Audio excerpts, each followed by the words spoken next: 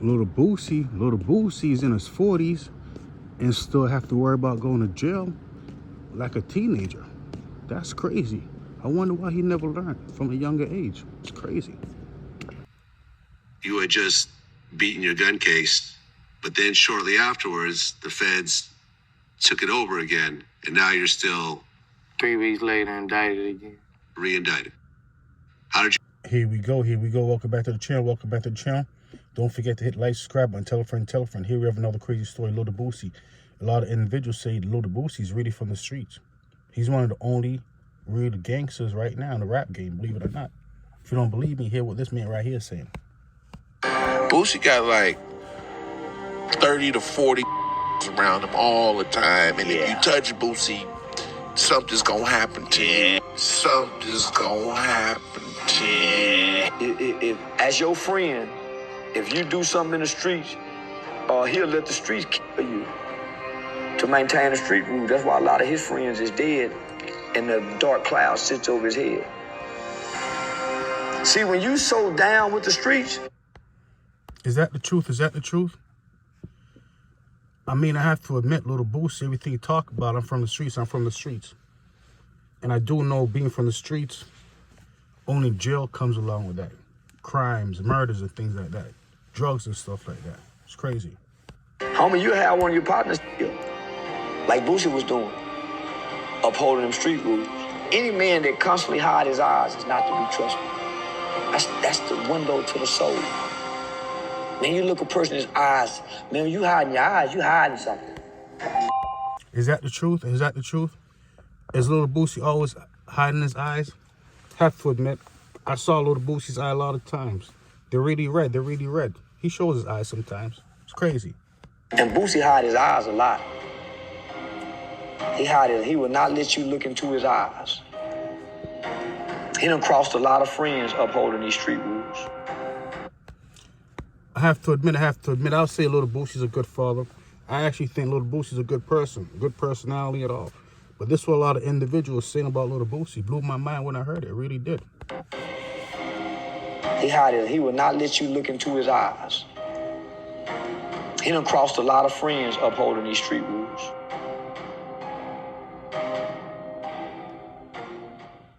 Since the dawn of time, humans have been duped by charisma. Whether it's by horrible dictators, cold-blooded politicians, dangerous kingpins, or even entertainers who live a double life. All of these people have one thing in common. They entertain you, they make you laugh, they make you smile, and they make you overlook the awful things they've done. In this case, we cover an entertainment genius, the ultimate hustler, and most importantly, a hip-hop legend. Lil Boosie's probably one of the only rappers I know about that actually, was on death row, and he beat it. He went on death row, came home, still had a successful career. So he's a special type of individual, believe it or not.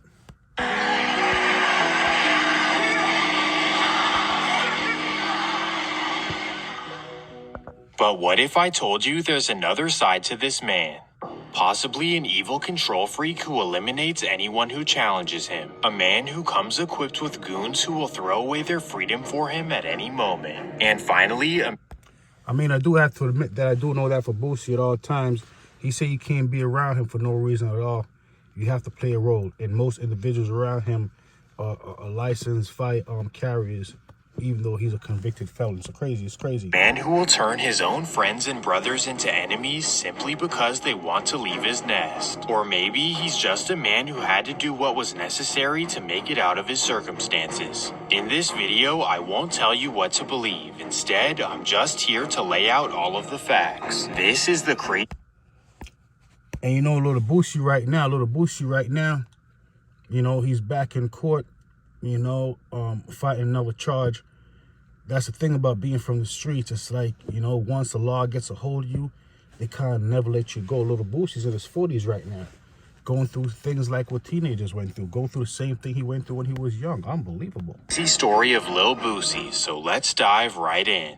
South Baton Rouge, Louisiana, place you've never been and a place you should probably never go. The area has always been poor, run down, and no stranger to violence, despite being just a couple blocks away from a major university. It's the kind of place that's extremely difficult to make it out of, and because of this, it creates some very dangerous people. In fact, the average guy you'll see here is 10 times more.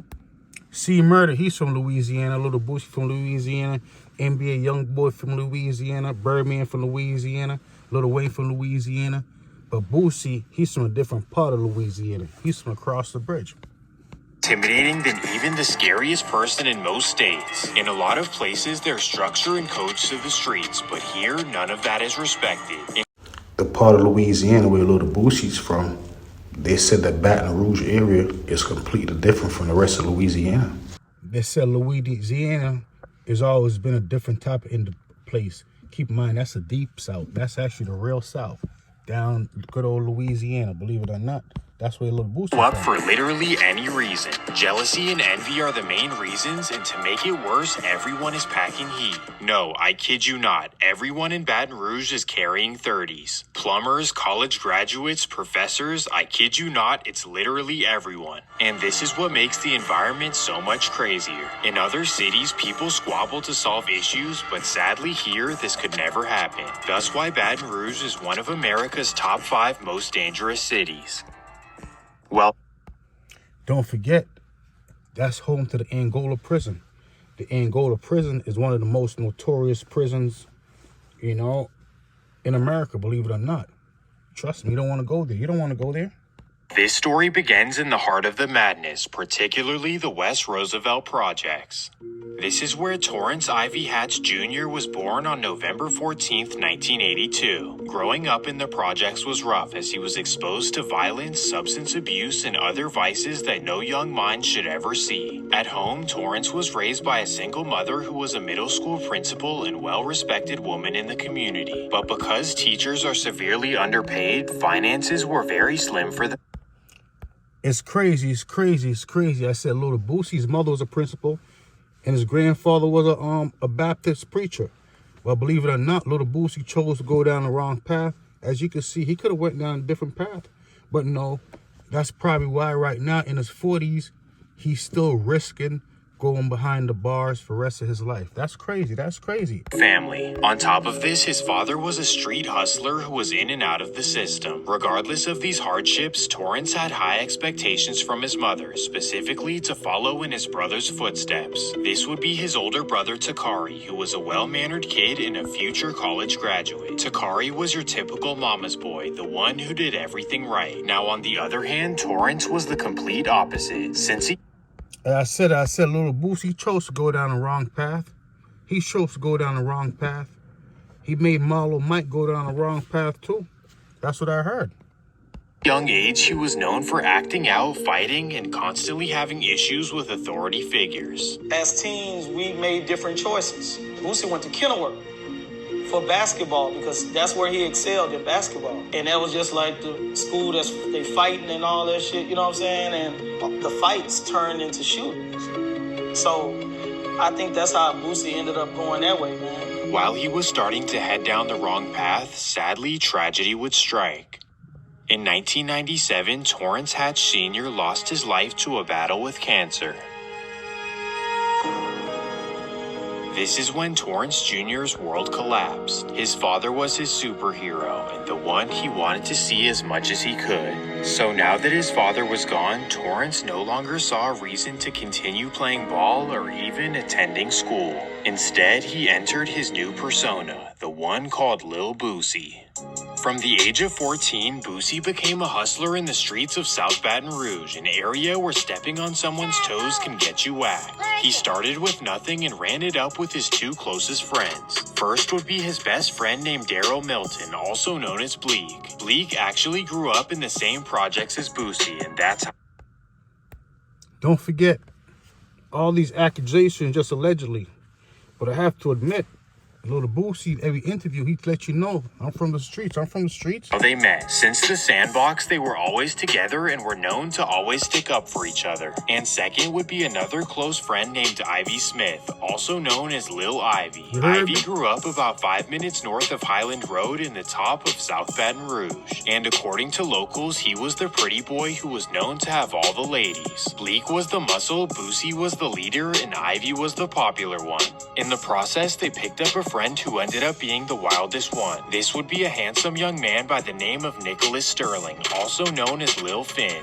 Lil Finn fooled everyone with his good looks, but was always the first one to blow. Well, long story short, they were the guys in South Baton Rouge. So while Takari was attending Southern University, Boosie was in the streets risking his life. You know what I'm saying? My mom ain't teach me to be no gangster. The streets did this, you know what I'm saying? But at the age of 16, Boosie discovered his true passion. Yes, he loved. As I was saying, Lil Boosie could have went down a different path. He chose to go the path of the streets. That's why right now, he's still dealing with street issues. You know, hopefully Lil Boosie, since he be in his 50s soon, will say, you know what? Enough is enough. You know? Or maybe, you know what? Lil Boosie probably end up right, you know, back behind the bars with C Murder. I don't know, I'm just talking. But is there a cutoff point to get out the streets? I would think so. Especially individuals making millions of dollars legally. I wonder why Lil Boosie want to always put himself in a position to go to jail. I don't know, I'm just talking. They say crime don't pay, but I see them do it. I see them do it. Unbelievable.